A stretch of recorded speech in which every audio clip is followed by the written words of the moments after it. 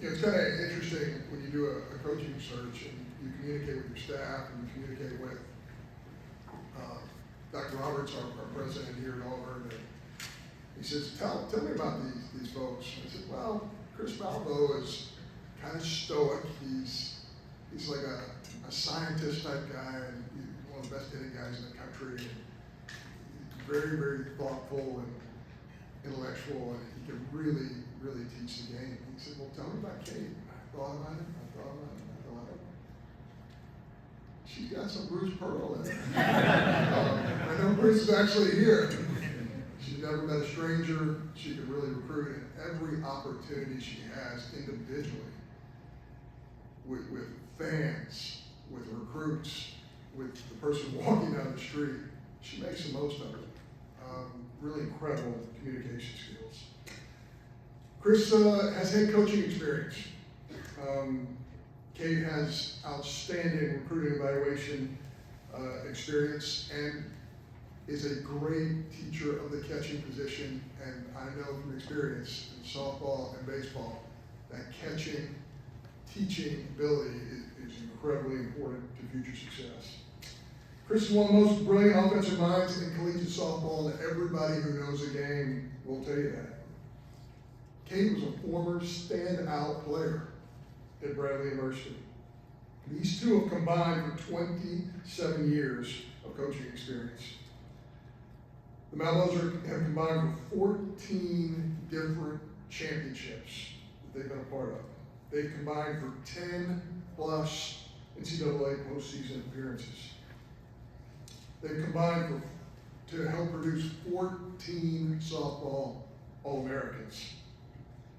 They're part of unprecedented success at the University of Tennessee, including SEC titles, SEC tournament titles, and trips to Oklahoma City. The synergy of these two coaches is something that jumps off the page at you. I know future recruits and the members of the Auburn softball team are going to feel that. It's clear that future and current student athletes feel that Chris and Kate are among the best player development coaches available in the country. And their parents, to Gabe and to Ellie, and by the way, you guys have been stars. You've been quiet this whole time, so well done. My two would have never been that quiet at your age. So please welcome the 4th and 5th head coaches, Auburn softball history, Kate and Chris Malo.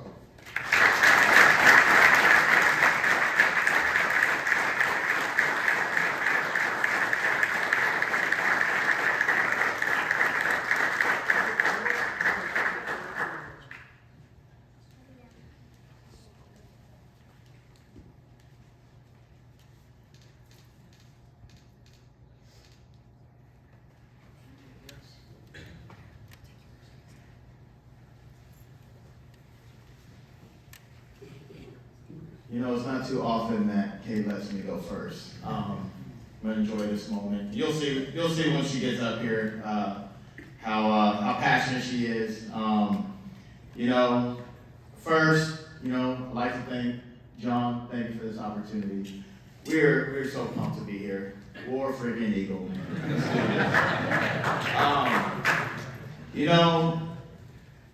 There's been moments. In reflection, whenever we've had 5 minutes, off to the side if we're not on the phone or recruiting, on the road, and the amount of times that we've sat here and thought, like, we were running this Auburn softball program. What an amazing honor. First, I'd like to go through and thank some amazing people, amazing influences in our lives. First, I'd like to thank God for this opportunity. Only you make this possible. Before I move on, my family, John just talked about having our family here. That was a big part of our decision, John wanting this to be family.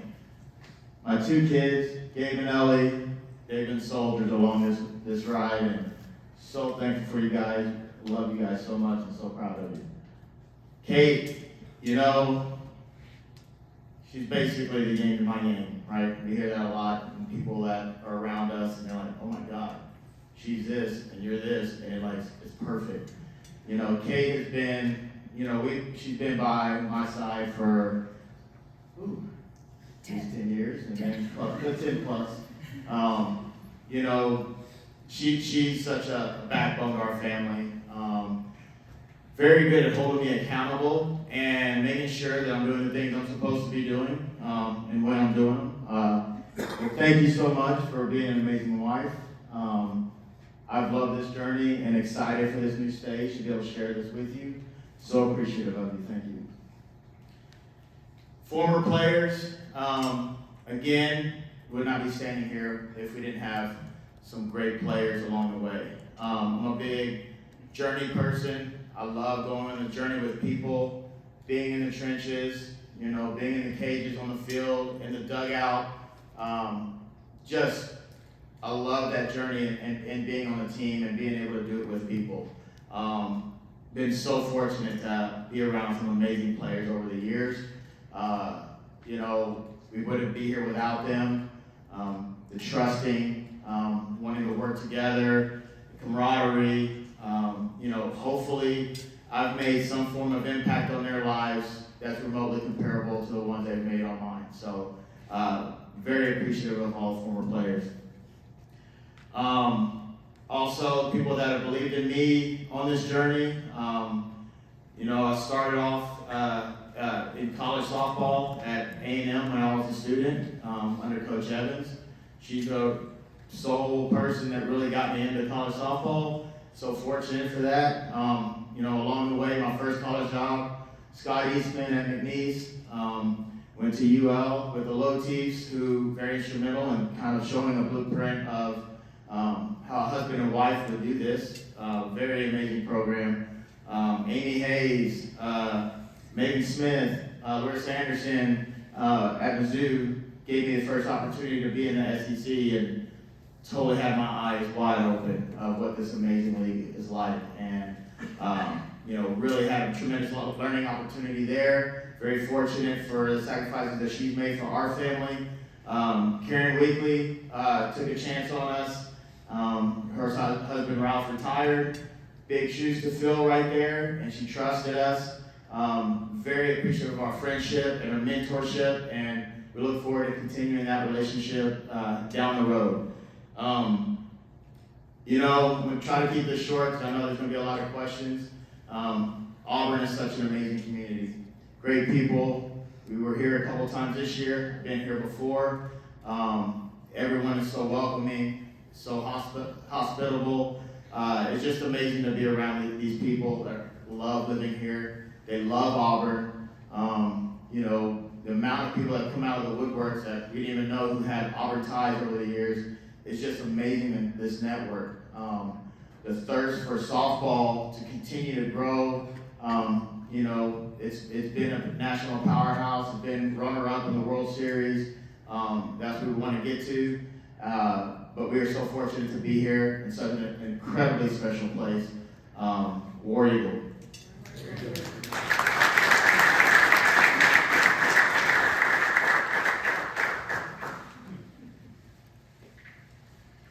I don't think very often you get to hear from two head coaches at once. This is probably a new thing, but we're super grateful. And good morning, and War Eagle. I'm going to try and not repeat what Chris said, but I think he did a fantastic job of showing just how excited we are to be here and all the tradition and vision ultimately that we're looking forward to building here at Auburn. I think we're incredibly honored and humbled to usher in the new era of Auburn softball. That doesn't go without a lot of work that was laid prior to us. We're so grateful, first and foremost, like Chris said, to God for all the struggles and the successes that we've had. We know we wouldn't be here without having the opportunities that He's put in front of us. Sorry, you'll hear me. I talk a lot, so this voice is going to go away. A big thank you to John Cohen and his staff. They did a fantastic job of making this feel like home from the very start. They're incredible people. They've sat in our seats. They know what it takes to win, and we're just so grateful that they saw in us the vision that we have for this program and where we can take it. Another big shout out to Casey Page, specifically our sport admin. Man, she's been boots on the ground with us from the minute we started in more ways than she probably knows, and so we're just beyond grateful for that. To Ralph and Karen Weekly specifically, like Chris said, they gave us a shot to work together and really do this thing. And they showed us, they gave us the blueprint that husband and wives can do it. They are friends, they are family, and we are just beyond grateful for the experience that they gave us and our kids. For every coach that I ever played for, or for every coach that I ever worked with, you have impacted my life in such a way that I can only hope that I make the same impact for the young ladies that we're going to work with here at Auburn.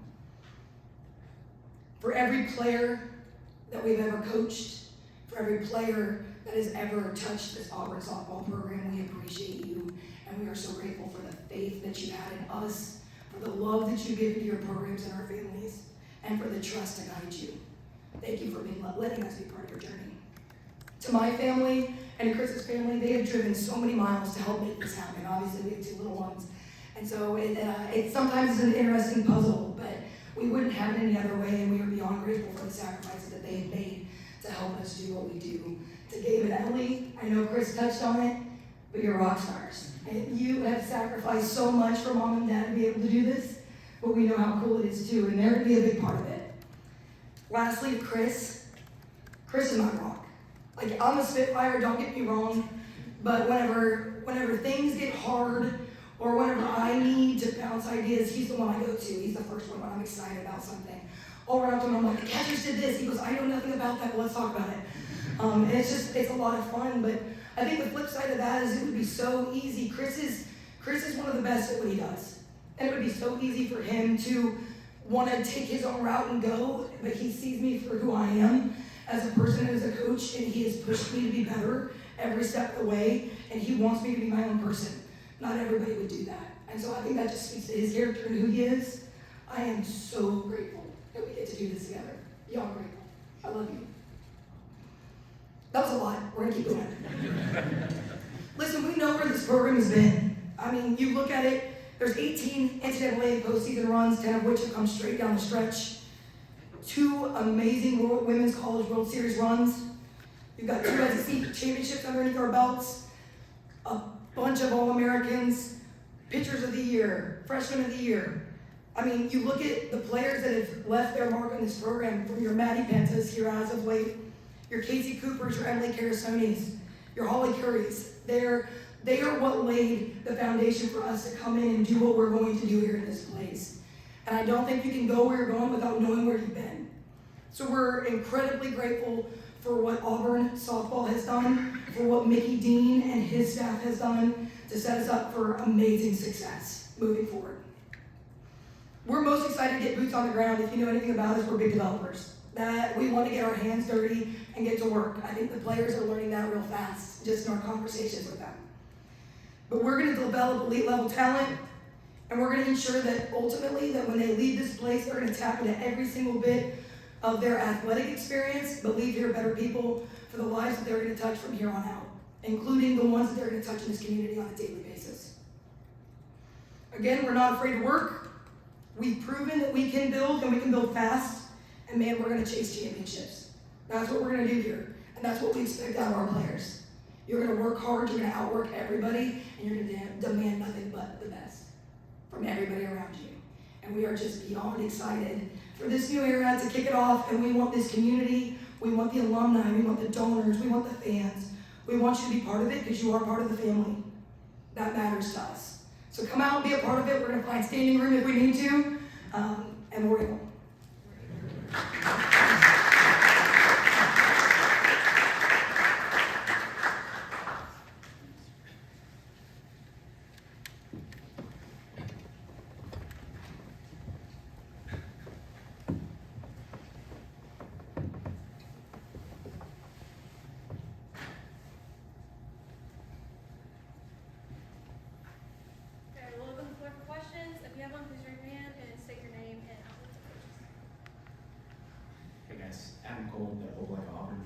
You both touched on it, but I did want to ask, just like, what do the logistics of being co-head coaches kind of look like to you guys? How do you, I guess, kind of separate those things, so to speak, amongst yourselves?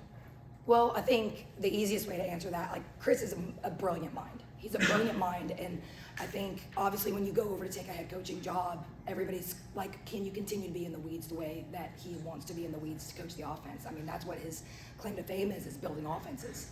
I think the best part about the head coaching gig is that I've sat in a lot of the rooms and a lot of the different roles that I've been a part of to have set me up for success to help be a head coach. So I'm gonna hopefully be able to take some of that responsibility that goes on to one person off so that he can stay in that offensive role, because we all know that sometimes you have to give a little bit in these roles to be able to manage an entire team and not just an offense.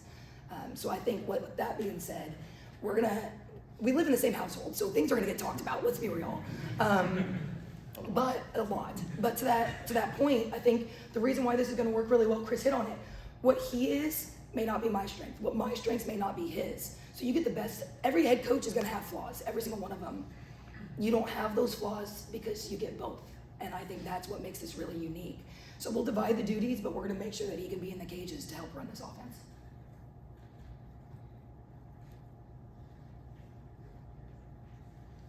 To either one of you, the roster you inherit and the recruits, how are you balancing that, and do you expect everybody that's still here to be back? Obviously we've got to make a jump. We've got to climb the ranks. Sooner than later. And most of the people, everyone that's still here, we're planning on coming back. We are involved in the portal, only for, certain people that have been proven, or we know, man, if they can put this and this together, they're gonna help us make that jump sooner than later. Kind of what we're looking for, when we go recruiting, obviously you want athletes, right? What we want to do with the culture here is probably a little bit step further past that, right? We want good work ethic, people that are competitive, they want to get better, they want to get in there and understand what it's like to, hey, I'm figuring this out, I'm gonna stay here until I know I have this down. We're gonna push ourselves in the weight room. We're gonna pursue excellence in every aspect of what a program does, in the classroom, on the field, in the weight room. We want this culture to take a step forward. Let's get a little bit more where the players that are here are competitive and understand that work ethic. But also sometimes to make it a little bit easier, we also want to bring others in that may help us set that example, and we can see that firsthand. We want to be able to make that jump forward as soon as possible, and we want to make sure we have the right people here. We've had conversations with players here in the last week and a half, 2 weeks. When we had a Zoom the day of when everything was announced. A couple days later, we were out on Tumors Corner, had a little ice cream with about 8 or 9 that were in town. Started kind of meet in person then, and really they can kind of start getting a feel for our personalities. Had some people that weren't able to be there, either had some phone calls later on, they're maybe helping a travel team in a tournament that we were at. So, been able to have some conversations there of, what's going to be expected, moving forward. We feel like the players that are here have been all about it, and they're excited. They want to take a step forward. They want to work, they want to win, they want to be competitive, and that's our goal. At the end of the day, if you totally, cut a roster, you don't know if you're cutting the right or wrong, people but if they want that and they want to get in and go, then let's go. But we've gotten some good feedback. It sounds like you know, they want this and we want this too, and so let's do it.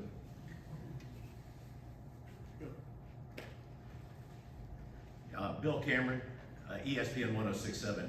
You mentioned it a little while ago, but how important was it, or did you guys let any possible suitors know that you needed to be brought in as a team? And then a little follow up on that, just talk about the difference in being the head coach and co-head coaches. How how does it work during the ball games? I understand, you can talk about things in the dugout, but something happens on the field. Who runs out? That's a good question. No, I think, you gonna go? Go ahead. No, I think people all the time want to say why it won't work instead of why it will. And I think that there's been some great people in this game that have shown how they can do it. I think ultimately we've created a staff that is going to maximize what we're already building. From a head coaching standpoint, obviously Chris can speak to being a head coach on his own. But I think whenever you're talking about on-field responsibilities, like a lot of the conversations that have been had before, those conversations on decision making and what's going to happen, those have been discussed well before the game.